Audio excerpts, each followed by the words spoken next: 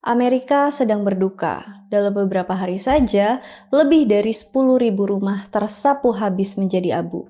Sekitar 100.000 orang dievakuasi, dan setidaknya sekitar 27 orang meninggal. Alam tidak mengenal ampun jika sudah berkehendak. Sungguh pembuka tahun yang memilukan. Kami segenap tim Geekrelia mengucapkan bela sungkawa yang sebesarnya bagi para korban dan keluarga yang ditinggalkan. Geeks, di sini siapa yang tidak tahu kota Los Angeles atau yang dikenal sebagai City of Angels? Kota ini jadi impian semua orang yang cinta seni peran, acting, dan juga para penggemar film. Di Los Angeles, banyak studio film terkenal seperti Paramount Pictures, Universal, dan Warner Brothers. Belum lagi Hollywood Sign yang menjadi ikonik kota LA. Tapi kalian pasti udah tahu juga, beberapa hari ini banyak berita duka mengenai kebakaran yang terjadi di LA. Kota ini mengalami kebakaran paling parah sepanjang sejarah Amerika Serikat. Sebelumnya, sorry banget aku agak telat bahasnya karena aku dan tim masih menunggu informasinya sedikit lebih komplit. Baiklah, ini dia seputar LA Fire.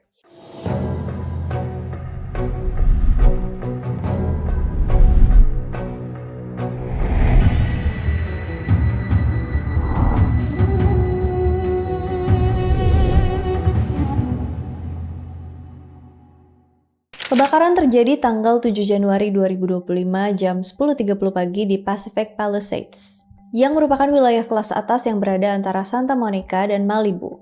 Tidak hanya bintang Hollywood yang tinggal di Pacific Palisades, tapi banyak juga orang-orang kaya terkenal lainnya yang tinggal di sana.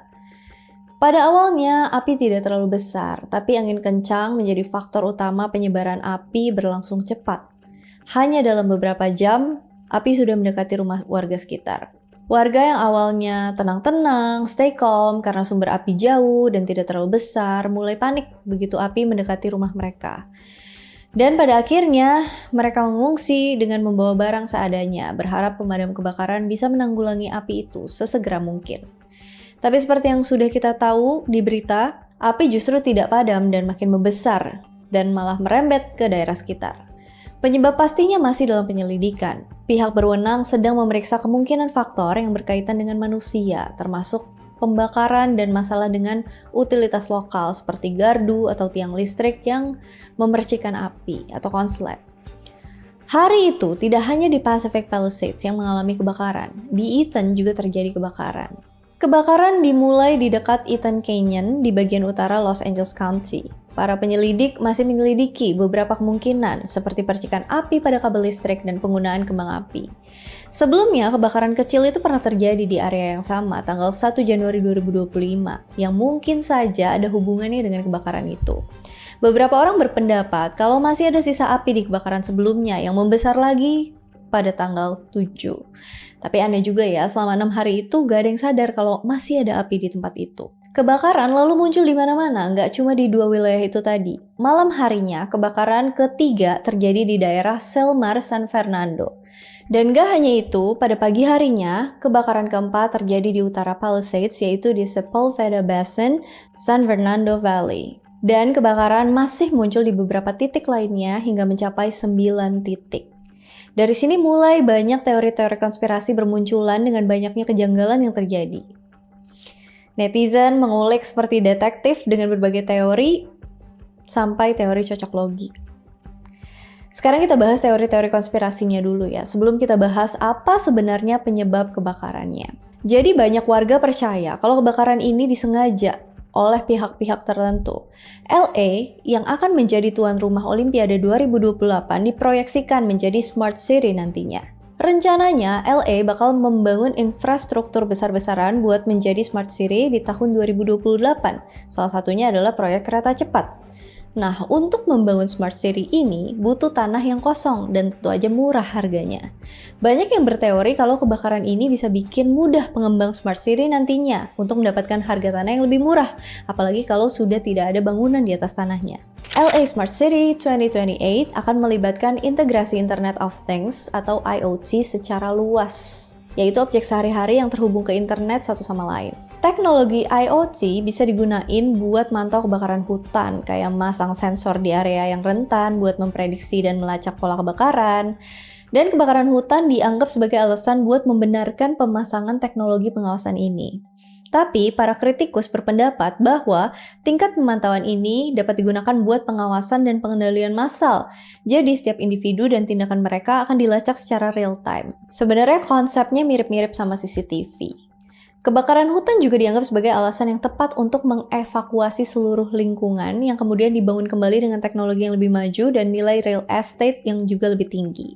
Di Smart City ini juga diduga akan dibangun bangunan apartemen yang lebih menguntungkan dibandingkan dengan rumah biasa. Alasan kebakaran ini akan dipakai sebagai alat untuk membersihkan area untuk pembangunan ulang kota dan teknologi yang akan meningkatkan nilai properti dan menarik penduduk yang lebih kaya, sekaligus bikin masyarakat berpenghasilan rendah keluar.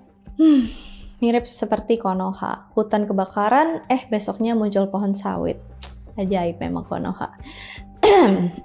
Selain itu banyak faktor pendukung. Kebakaran ini disengaja sudah dirancang secara sistematis.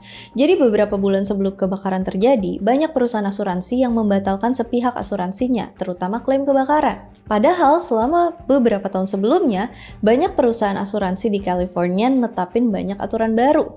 Biaya asuransi yang berlipat-lipat, tetapi manfaat yang diterima justru lebih sedikit, terutama wilayah yang rentan kebakaran. California sendiri setiap tahunnya menjadi wilayah langganan buat kebakaran. Jadi memang wajar kalau perusahaan asuransi berpikir ulang untuk melanjutkan asuransi akibat kebakaran atau tidak.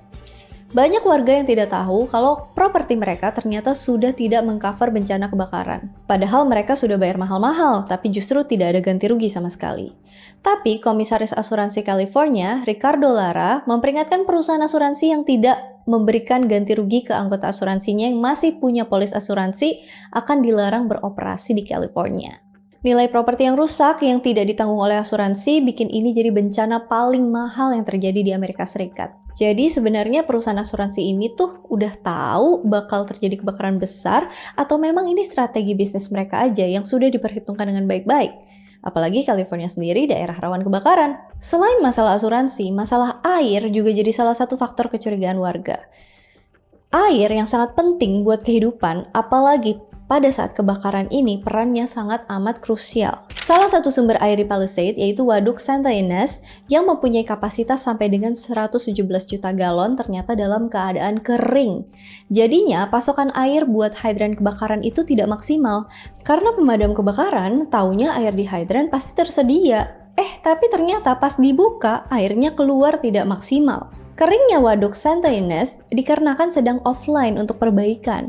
Jadi kayak bisa pas banget gitu ya. Buat kaum cocok logi pasti mikir gitu. Belum lagi Kepala Departemen Pemadam Kebakaran Los Angeles, Kristen Crowley, bilang sedang ada pemotongan pada anggaran mereka. Pemotongan anggaran ini menghambat kemampuan Departemen Pemadam Kebakaran Los Angeles buat menanggapi kebakaran hutan secara efektif. Sebelumnya, Gubernur California, Gavin Newsom, mengurangi dana ketahanan hutan dan kebakaran hutan negara bagian lebih dari 100 juta US dollar dalam anggaran terbaru. Dan Wali Kota Karen Bass menyetujui pengurangan 17,6 juta US dollar dalam anggaran Departemen Pemadam Kebakaran Los Angeles buat tahun 2024-2025. Menurunkannya dari 837,2 juta US dollar menjadi 819,6 juta US dollar. Wali Kota Bass menyatakan kalau pengurangan anggaran itu tidak mempengaruhi kemampuan respons para pemadam, tapi bukti di lapangannya jelas-jelas petugas pemadam kebakaran kewalahan. Karena dengan dipotongnya anggaran pemadam kebakaran, mereka sulit untuk melakukan maintenance atau perawatan pada peralatan mereka. Jadinya banyak alat mereka yang rusak. Kerusakan alat ini juga bikin mereka sulit menanggulangi kebakaran saat ini. Selama 10 tahun terakhir, kebakaran di LA meningkat tapi anggarannya justru dipotong. Hal ini memicu kemarahan warga sama kebijakan Gubernur California dan Wali Kota LA. Ya iyalah, jelas-jelas daerah mereka rawan kebakaran. Malah, anggaran dipotong untuk mencegah dan menanggulangi kebakarannya. Agak mirip ya sama di mana gitu. Kalau kebijakan pejabat bikin rugi masyarakat, apalagi dari lawan politiknya, pasti muncul orang ngambil kesempatan buat ngambil hati masyarakat. Lagi ricuh soal pemotongan anggaran, Donald Trump, presiden terpilih di periode berikutnya dari Partai Republik, nyerang Gubernur California dan Wali Kota LA yang berasal dari Partai Demokrat soal kebijakan tadi. Warga yang lagi capek sama musibah ini kayaknya juga malas nanggepin perseturuan mereka. Mereka maunya bencana ini segera selesai dan pemulihan diri dengan aman dan nyaman.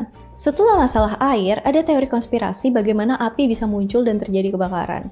Ada dua teknologi yang dicurigai menjadi dalam kebakaran ini. Yang pertama adalah HAARP, High Frequency Active Auroral Research Program.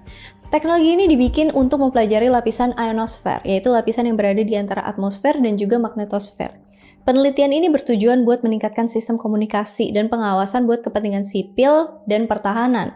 Program ini tuh merupakan kerjasama antara Angkatan Udara dan Angkatan Laut Amerika Serikat, juga Universitas Alaska. Sebetulnya ini bukan pertama kalinya HAARP kena fitnah jadi dalang suatu bencana. Udah sering banget, salah satunya tsunami di Aceh yang diduga karena hasil uji coba HAARP tadi. Para pendukung teori ini percaya HAARP ini dipakai buat mempengaruhi pola cuaca, nyiptain kekeringan, atau juga kebakaran. Tapi tidak ada bukti nyata kalau HAARP atau HAARP ini terlibat dan tentunya sulit untuk dibuktikan juga. Teknologi yang kedua adalah Directed Energy Weapon atau DEW atau senjata energi terarah. Beberapa pihak mengklaim kalau kebakaran hutan itu disebabkan sama senjata energi yang terkonsentrasi, kayak laser, gelombang mikro, atau sinar partikel buat ngerusak atau ngelumpuhin target. Senjata ini dipakai militer dan dirancang buat ngehancurin rudal, drone, atau peralatan elektronik, menonaktifkan sistem komunikasi, dan menyebabkan kerusakan lokal dengan presisi yang tinggi. Ketepatan rumah-rumah tertentu terbakar sementara rumah-rumah yang lain tetap utuh, itu nunjukin penyebab yang tidak alami. Ada juga kejadian di mana ada satu pohon palem yang terbakar padahal nggak ada sumber api di dekat situ. Tapi teori itu dipatahkan sama para ahli kebakaran. Mereka menjelaskan pola-pola ini umum terjadi pada kebakaran hutan yang disebabkan oleh angin, barang atau benda yang mudah terbakar, dan panas yang terpancar. DEW sendiri masih dalam tahap pengembangan aktif sama militeris seluruh dunia termasuk Amerika Serikat, China, dan Rusia. Nah, setelah dua teknologi tadi, ada juga teori konspirasi lain yang dikaitin sama kebakaran LA. Kasus yang menghebohkan dunia di tahun 2024, apalagi kalau bukan kasus Sean John Combs, aka P. Diddy. Jadi, kebakaran LA ini sengaja dilakuin buat nutupin dan ngilangin bukti di kasusnya P. Diddy. Beredar isu kalau di rumah P. Diddy itu terdapat terowongan yang menghubungkan ke banyak rumah selebriti dunia lainnya. Terowongan itu juga diperkirakan ada banyak dan bisa mengakses hampir seluruh kota LA itu sendiri. Terowongan ini dipakai buat jadi jalur perdagangan manusia dan hal-hal lainnya. Kebakaran LA dibuat untuk menutupi pintu akses masuk ke terowongan itu. Banyaknya rumah selebriti dunia yang terbakar menguatkan teori ini. Kalau menurut kalian gimana, Gigs? Teori terakhir yang ada hubungannya dengan Tuhan, ada dua kasus yang berbeda. Yang pertama pada saat acara Golden Globes yang ke-82 pada tanggal 5 Januari 2025. Saat itu, aktris sekaligus komedian Nikki Glaser yang jadi host acara itu menghina Tuhan. Pernyataannya menyebut Hollywood sebagai kota tanpa Tuhan menjadi viral di media sosial. Orang menganggap kebakaran Los Angeles sebagai murka Tuhan atas leluconnya. Nikki pun membuat video permintaan maaf di akun Instagram pribadinya beberapa hari kemudian. Yang kedua, salah satu presiden Amerika yang kontroversial, presiden terpilih di pemilu sebelumnya, Donald Trump. Trump bikin pernyataan tepat pada tanggal 7 Januari 2025, dia bilang kalau konflik antara Hamas dan Israel soal Sandra tidak selesai sampai dia balik menjabat jadi presiden nanti, tanggal 20 Januari 2025. Dia berjanji Gaza akan jadi neraka. Di hari yang sama juga, LA mulai kebakaran yang dianggap media justru seperti neraka di bumi. Tapi kenyataannya, gencatan senjata sudah disepakati tanggal 15 Januari 2025 dan mulai berlaku pada pukul 8.30 pagi pada hari Minggu 19 Januari 2025 waktu setempat di Gaza. Tapi hal ini tidak menjamin perang akan berhenti. Seperti yang kita tahu, Israel sering melanggar perjanjian. Jadi, ini apakah hukuman Tuhan kepada Trump karena sudah mendahului takdir atau hanya sekedar kebetulan? Nah, itulah beberapa teori konspirasi yang beredar. Ingat loh, masih teori dan belum tentu kebenarannya. Jadi sekarang aku mau bahas penyebab kebakaran LA yang dijelaskan oleh beberapa ahli. Dari tadi aku udah beberapa kali singgung kalau California itu daerah yang rawan kebakaran. Itu sudah terjadi selama puluhan tahun. Di California bahkan ada musim kebakarannya. Biasanya di antara bulan Mei sampai Oktober, melewati 3 musim. Musim semi, panas, dan gugur. Dan biasanya puncaknya di musim gugur karena banyaknya tanaman dan daun yang mengering. California sendiri sering mengalami kemarau panjang, sedikitnya curah hujan bikin mudah terjadinya kebakaran. Faktor iklim yang ekstrim dan pengaruh pemanasan global itu bikin cuaca sulit diprediksi. Pada tahun 2023, California mengalami kondisi cuaca yang aneh. Curah hujan cukup tinggi di tahun itu, bahkan sempat mengalami banjir di beberapa wilayah. Di bulan Februari malah sempat turun salju yang amat sangat jarang terjadi. Kondisi basah California selama tahun 2023 ini memicu tumbuhnya banyak vegetasi-vegetasi. Buat yang lupa vegetasi itu apa, vegetasi ini adalah kumpulan tumbuhan yang hidup bersama-sama di suatu tempat. Vegetasi bisa ditemuin di berbagai tempat kayak hutan, kebun, padang rumput, dan tundra. Nah, salah satu vegetasi yang tumbuh subur dan banyak di California adalah chaparral. Chaparral atau semak belukar itu mengandung minyak atsiri, ester lilin, dan hidrokarbon lainnya. Daun semak belukar ini dilapisi oleh minyak resin yang melindungi tanaman dari sinar ultraviolet dan juga predator. Chaparral terbuat dari tanaman yang sangat mudah terbakar kayak manzanita, ceanothus, chamis, dan scrub oak. Kondisi basah 2023 itu berbanding terbalik di 2024 yang justru kering banget. Balik lagi kayak tahun-tahun sebelumnya. Nah, kondisi perubahan cepat antara kondisi cuaca ekstrim disebut sebagai weather whiplash. Pergeseran ini dapat terjadi dalam jangka waktu beberapa hari dan bisa mempengaruhi wilayah yang luas. California ngalamin nih weather whiplash yang bikin vegetasi-vegetasi hijau subur tadi berubah jadi tanaman kering. Ini sama aja jadi bahan bakar alami buat kebakaran. Bayangin aja di tahun 2023 banyak vegetasi hijau yang enak dipandang mata, di tahun 2024 berubah jadi kering yang siap jadi bahan bakar kebakaran. Dan fenomena alamnya tidak hanya itu. Angin Santa Ana yang udah jadi langganan tiap tahunnya tentu tidak absen juga di awal tahun 2025 ini. Angin Santa Ana yang sangat kering dan bikin kelembapan ikut menurun, bikin semua mudah terbakar. Angin ini biasanya terjadi antara bulan September sampai dengan Mei dan puncaknya berada di bulan Desember sampai Januari. Angin ini bertiup dari Great Basin menuju Samudra Pasifik. Biasanya, sekitar 10-25 kejadian angin Santa Ana terjadi setiap tahunnya.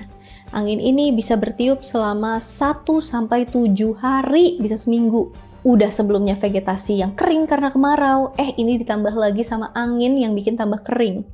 Diperkirakan gesekan angin ini sama kondisi vegetasi yang kering memicu percikan api. Kencangnya angin ini juga tidak main-main, kecepatannya bisa sampai 95 sampai dengan 130 km per jam. Tapi saat kejadian kebakaran LA diperkirakan kecepatan angin Santa Ana mencapai 160 km per jam. Dengan angin sekencang itu, ditambah bahan bakar dari vegetasi yang mengering, penyebaran api jadi sangat cepat dan tidak terkendali. Menurut Joe Rogan, kalian tahu dong dia siapa ya? Joe Rogan udah tinggal di LA sekitar 20 tahun dan dia udah ngerasain kebakaran hebat di sekitar lingkungannya selama 3 kali sampai akhirnya dia mutusin pindah ke Texas. Dia pernah bilang di podcastnya kalau selama ini kota LA tuh selalu aman karena anginnya selalu ngarah ke luar kota LA.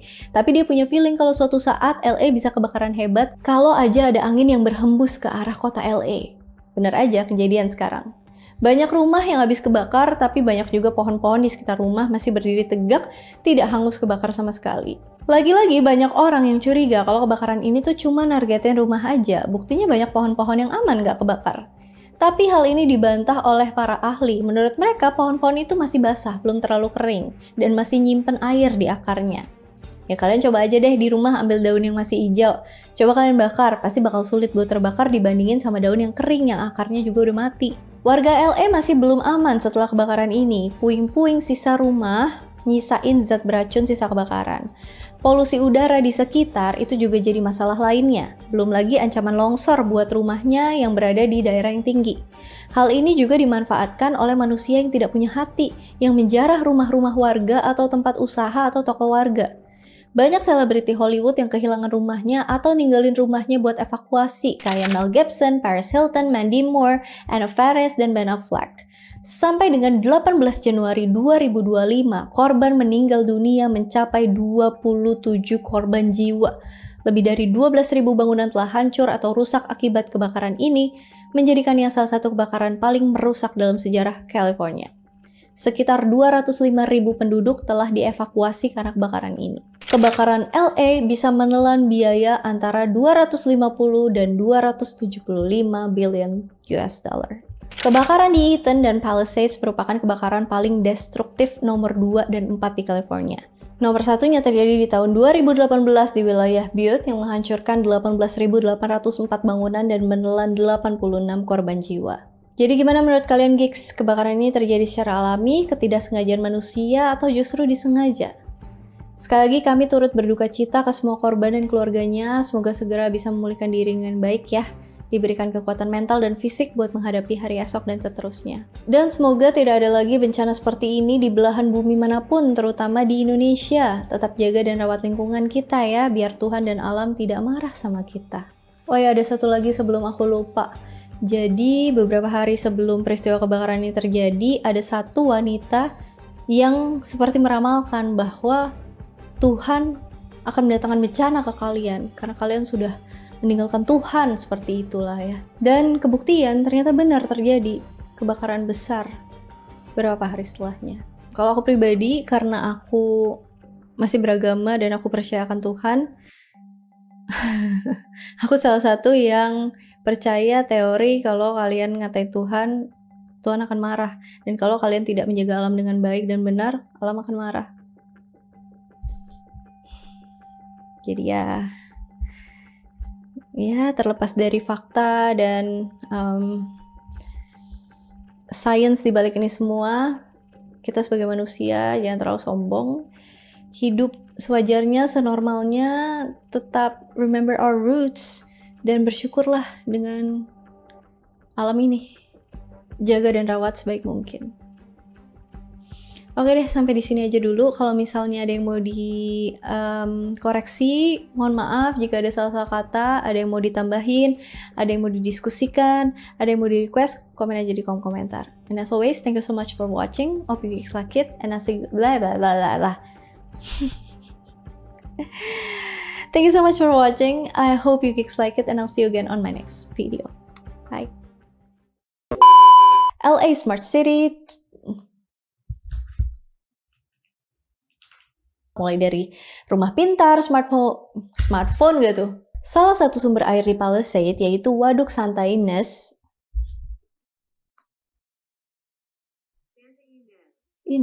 Right. Salah satu sumber air di Palisade yaitu Waduk Santa Ines yang mempunyai kapasitas. Kondisi perubahan cepat antara kondisi cuaca ekstrim disebut weather